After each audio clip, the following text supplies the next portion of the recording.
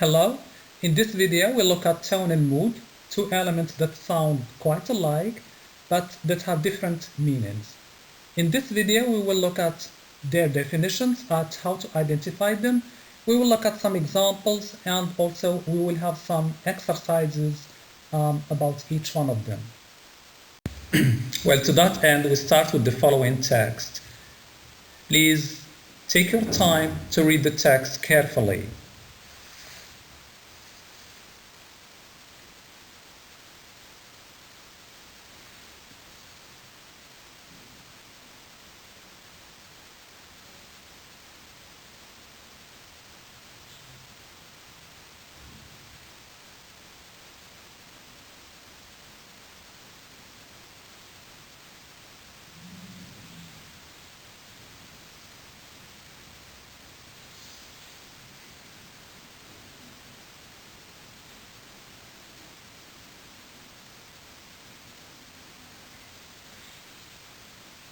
I suppose you've done with the text. Now answer the following questions. What feelings did you have while reading the text? What made you feel this way?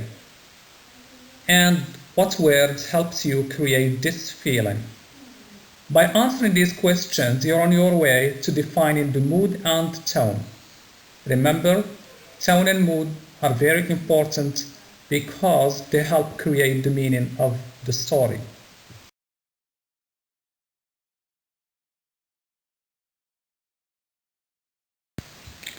Well, the tone is the attitude of the author toward the subject, the audience, and/or characters of a story. Tone is important in determining the author's purpose of the story. Tone is not an action, it's an attitude. It's the author's attitude towards his or her own subject, audience, and characters of a story. When looking for tone, think of how you understand the tone of a speaker's voice, whether that voice is happy, sad, angry, etc. Tone is not explained, it's not expressed directly, but expressed only through word choices, phrases, context clues, imagery, and details of the text. How the theme of the text is approached within a work is known as the tone. So look at the word choices, the types of sentences, the author's descriptions to find, or the author's details, the text's details to find tone and also emotion. And we will come to emotion in a moment. Well, following are some examples of tone. Tone can be happy or sad or formal, informal, serious, angry, funny, accusatory, excited, sympathetic, sarcastic, aggressive, neutral, biased, critical, intimate. Well, after defining tone as author's attitude, we move to mood. Mood is emotion, the emotion that is evoked in the reader through the tone of the author. An author's tone leads to mood. While tone is specific to the author, mood is something related to the audience, and moods are as numerous as tones. Tone, I repeat, is author's attitude. Mood is emotion evoked in the reader, and it's used to control the feelings that the work evokes in the reader. Again, the mood is the emotion that the text evokes in the reader. To create mood, the author uses different devices. The author uses dialogue, the language that's used between the characters, the setting where and when the story takes place and who the characters are, in addition to other things, and plot, the rise and fall of action and events throughout the piece, throughout the reading piece. Now, some examples of mood. Well, mood can be lonely, happy, angry, anxious, scared, tense, suspicious, excited, depressed, disgusted. Well, we move now to examples, and we start with this extract from At Her Majesty's Request, page 17. We try to read it. The girl remembered little from the raid at Ockenden in which she had been captured. She knew her parents had been killed. She had no idea what had happened to her brothers and sisters. Much of what she had experienced had been so horrible that she had simply shut it out of her mind. Now, in order to identify tone and mood, there are things that we said we have to look at. Parts of these things are keywords, key phrases, imagery, and details of the text. So here, keywords are raid, captured, killed, and horrible. These words suggest that the tone is serious and that it causes an atmosphere of tragedy, thus leading to a mood of sadness, sympathy, and or pity with the girl.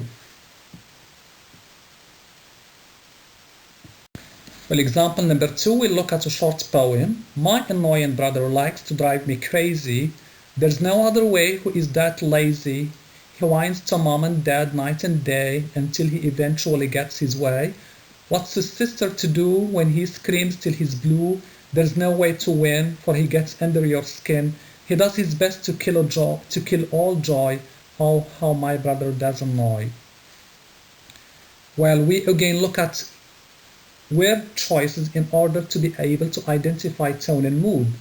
So keywords here are annoying, drive me crazy, whines, screams till he's blue, gets under your skin, kill all joy, and annoy.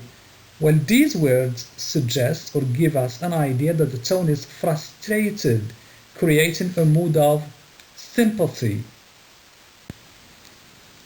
After these examples, we move to some exercises, and the question is, what's the tone in the following extracts? Justify your answer.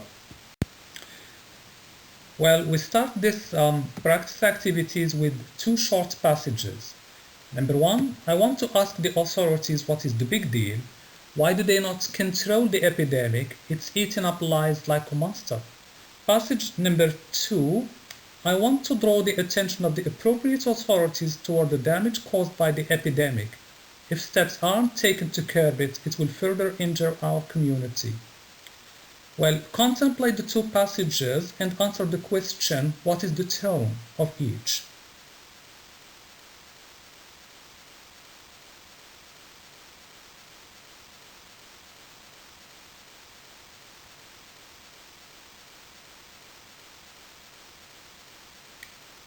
We move now to the answer. Well, the theme of both examples or both passages is the same. However, these 2 passages have separate tones. The tone in the first example is casual or informal, whereas in the second example, it is more formal. You can decide on this by looking at the language used in each passage. Now we move to practice number 2. Dear Diane, I apologize for not arriving on time to pick you up from the airport yesterday afternoon. I have no excuse for keeping you waiting and wondering when your ride would show up. It's important to me not to let people down when they are dependent on me. Next time I'll make better use of calendar alerts, so I'll be sure to leave in plenty of time to arrive as scheduled or even ahead of schedule. I humbly ask for your forgiveness. I hope my mistake won't prevent you from seeking my help in the future. I'm always happy to be of service. All the best, Jillian. So what's the tone in this passage? It starts with, I apologize, not arriving on time. It's important to me not to let people down when they're dependent on me. I'll make better use of calendar alerts next time. I humbly ask your forgiveness. I hope my mistake won't prevent you from seeking my help in the future. I think it's clear that the tone here is apologetic. Well, practice number 3 now. Lula sat on the old lumpy couch crying. She could let all out here, alone in her mother's small quiet apartment in Galesburg, Illinois. The familiar walls were covered in rose ink wallpaper. Goldie, her mother's 11th fish, seemed to stare sympathetically at Lola through the fishbowl sitting on the counter. The smell of her mother's vanilla comforted her aching heart. The question, what's the tone of this passage? Well, look at the word choices. She could let all out here alone in her mother's small quiet apartment. Seemed to stare sympathetically at Lola. The smell comforted her aching heart. From these words, we can say that the town is sad. Good. Another passage, about 3 million people have to look for a place to sleep at night. Some homeless people have jobs but don't earn nearly enough for both food and shelter. Some become homeless Some become homeless because they have an unfortunate accident or lose their jobs. They don't have any backup resources to make it through the hard times. The homeless face terrible problems. Many become victims of violence. Serious health problems may begin because they are exposed to bad weather and unclean conditions. Homeless children may miss the chance to go to school. Worst of all, some cities pass laws that make it even harder on the homeless. From the word choices used in this passage, we can see that the tone is serious. We move now to exercises about mood. Identify the mood in the following passages. Well, passage number 1 consists of one single sentence. The man kicked and threw the poor cat out of his house. What's the mood here? Well, this sentence gives us a feeling of pity towards the cat. So the mood is pitiful. Now, passage number 2, there was plenty of food, the music was playing, everybody was having fun. This short passage gives us a feeling of happiness. So the mood is happy. Well, now practice number 2, the door swings open to reveal all of my family members standing around the Christmas tree. The lights are twinkling and the fireplace is roaring with a warm fire. Everyone is singing Christmas carols as the snow falls quietly outside the window.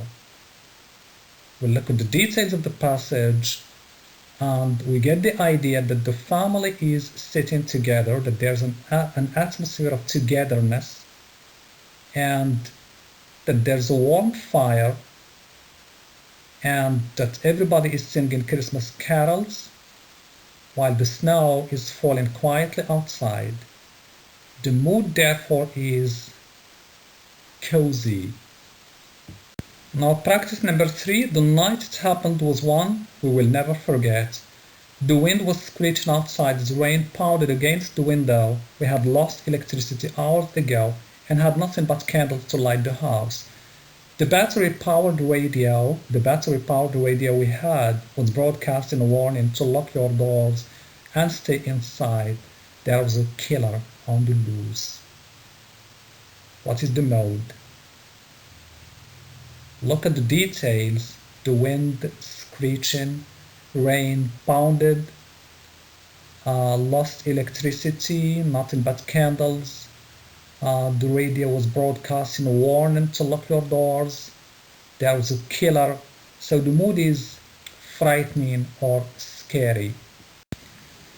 To bring this presentation to an end, we recapitulate. Tone is the author's attitude towards the subject, the characters, or the story. Mood is the general feeling or atmosphere that a piece of writing creates within the reader. It is what the reader feels.